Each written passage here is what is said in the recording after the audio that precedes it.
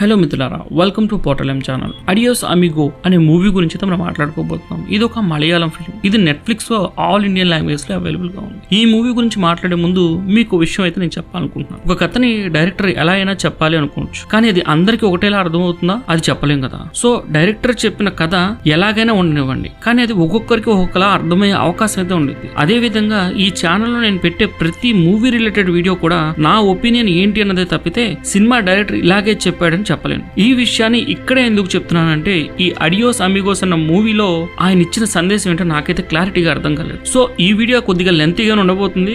మీరు కావాలంటే 1.25x speed లో అయితే వినండి. ఈ మూవీ స్టోరీ లైన్ చాలా సింపుల్. బస్ స్టాండ్ లో ఇద్దరు మనుషులు కలుసుకుంటారు, బ్రో అంటూ. ఒకరు ఎక్స్ట్రీమ్లీ రిచ్ గాయ్, ఇంకొకళ్ళు ఎక్స్ట్రీమ్లీ పూర్ గాయ్. ఇలాంటి ఇద్దరు కలిసినప్పుడు వాళ్ళ పరిచయం ఏ విధంగా జరుగుతుంది, వాళ్ళిద్దరూ మొదటిసారి కలిసినప్పటికీ ఒకరి సమస్యలను ఒకరు ఎలా తీర్చుకుంటారు అన్నదైతే ఈ మూవీలో చూపిస్తారు. ఇది బేసిక్ గా అయితే సినిమాలో ఉన్న స్టోరీ లైన్. ఇంకా డీటెయిల్స్ గురించి చెప్పాలి అంటే, ఈ మూవీ ఎండింగ్ వరకు కూడా ఒకరి పేరు ఒకరికి తెలియదు, కానీ వీళ్ళిద్దరూ కలిసి బ్రో అనుకుంటూ 4 రోజులైతే ప్రయాణిస్తూ ఉంటారు కంటిన్యూస్ గా ఒక ప్లేస్ నుంచి ఇంకో ప్లేస్ కి. నేను ఈ క్యారెక్టర్స్ ని ఎలా చెప్పాలనుకుంటున్నానంటే, పూర్ గాయ్ అలాగే రిచ్ గాయ్ అని చెప్పాలనుకుంటున్నాను. ఈ సినిమాలో పూర్ గాయ్ అయితే తన మదర్ హాస్పిటల్లో ఉండడం వల్ల ట్రీట్మెంట్ కోసం 25,000 రూపాయలు అయితే తన ఊర్లో ఉన్న ఫ్రెండ్ ని అయితే అడుగుతాడు. అయితే ఆ ఫ్రెండ్ ఏమంటాడంటే, నువ్వు రేపు పొద్దునే బస్ స్టాండ్ దగ్గరికి రా, ఒక బ్లాంక్ చెక్ తీసుకుని అప్పుడు మాత్రమే నేను నీకు 25,000 ఇస్తాను అంటాడు. అది కూడా వెరీ డిస్రెస్పెక్ట్ఫుల్ గా చెప్తాడు ఆ పూర్ గాయ్ కి. సో ఈ సిచ్యువేషన్ లో తన దగ్గర ఉన్న డబ్బులు కేవలం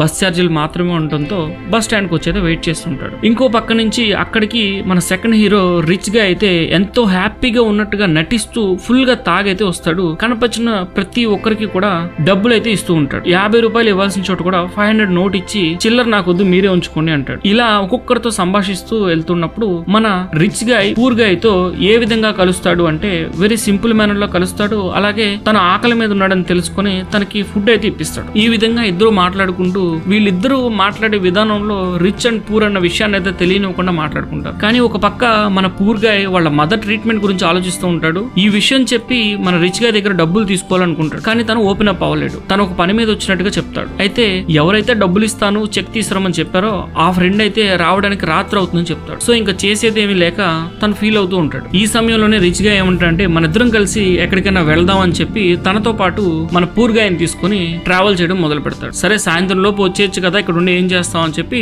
మన పూర్ గాయ్ కూడా రిచ్ గాయ్ తో కలిసి వెళ్ళిపోతాడు. సో వీళ్ళిద్దరూ కలిసి బ్రో అనుకుంటూ ఊర్లు బట్టి తిరుగుతూ ఉంటారు. ఈ క్రమంలో ఏం జరుగుతుందంటే, మన రిచ్ గాయ్ యొక్క పాస్ట్ నైతే మనకి రివీల్ చేస్తారు. మన రిచ్ గాయ్ ఒక అమ్మాయిని అయితే తన కాలేజ్ టైంలో ఫుల్ గా లవ్ చేస్తాడు. వీళ్ళిద్దరూ కలిసి ఊటీకి వెళ్ళినప్పుడు ఒక కార్ యాక్సిడెంట్ లో తన గర్ల్ ఫ్రెండ్ కి అయితే కాలిపోతుంది. సో ఈ విషయం తట్టుకోలేకపోతూ ఉంటాడు మన రిచ్ గాయ్. కానీ ఇదంతా జరిగినప్పటికీ తనని ఫేస్ చేయలేక కొంతకాలం దూరం ఉంటాడు. ఈ డ్రామా నుంచి బయటకు రావాలని చెప్పి రిచ్ గాయ్ వాళ్ళ ఇంట్లో వాళ్ళు రిచ్ గాయ్ కి అయితే పెళ్లి చేస్తారు. తనకి ఒక పాప కూడా ఉంటుంది. తన పాప పుట్టినా సరే తను తన లవర్ కి చేసిన అన్యాయం గుర్తొచ్చి తన మనసులో బాధపడుతూ ఉంటాడు. సో తను ఒక స్టెబిలిటీ అయితే కోల్పోతాడు అనమాట. పెళ్ళైనప్పటికీ పిల్లున్నా సరే తన గర్ల్ ఫ్రెండ్ కాలిపోయిందన్న విషయాన్ని తను జీర్ణించుకోలేడు. అందుకే తనకి ఎంతో కొంత సాయం చేస్తానని ట్రై చేస్తూ ఉంటాడు. అయితే ఇంకో పక్క తన గర్ల్ ఫ్రెండ్ ఏమి పూర్ కాదు, తను రిచ్చే, కానీ తనకి కాల్ లేదనేసరికి ఒక రకమైన డిప్రెషన్ ఫీలింగ్ వెళ్ళి అక్కడి నుంచి తన కాళ్ళ మీద తను నిలబడడానికి వేరే ఊరికి వచ్చి అయితే వర్క్ చేసుకుంటూ ఉంటుంది. సో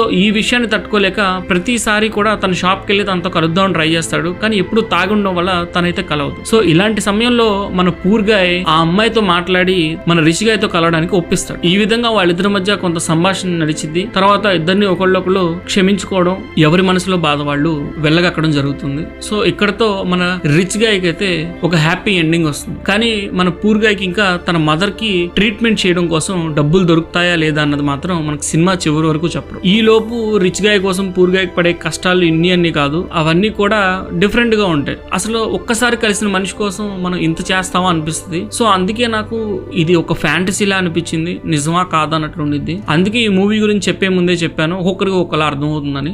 నాకైతే ఈ సినిమా ఒక ఫ్యాంటసీ లాగా, అలాగే అంత కనెక్ట్ అవ్వడానికి కూడా ఎక్కువగా ఛాన్స్ దొరకలేదు. సో ఓవరాల్ గా ఈ సినిమా అయితే నాకు ఒక రకంగా అనిపించింది. బాగుందా లేదా నేను చెప్పలేకపోతున్నాను. మీరు ఈ మూవీ చూస్తుంటే మీకేమనిపిస్తుంది కింద కామెంట్ సెక్షన్ లో తెలియచేయండి. అలాగే ఫ్యూచర్ లో రాబోయే వీడియోస్ అయితే మిస్ అవ్వకుండా ఉండడం కోసం తప్పకుండా మన ఛానల్ అయితే సబ్స్క్రైబ్ చేసుకోండి. వీడియోస్ అయితే లైక్ చేయండి, నచ్చకపోతే డిస్లైక్ చేయండి. వీడియోస్ అయితే చాలా మంది చూస్తున్నారు, సబ్స్క్రైబ్ మాత్రం చేయట్లేదు. Please try to subscribe.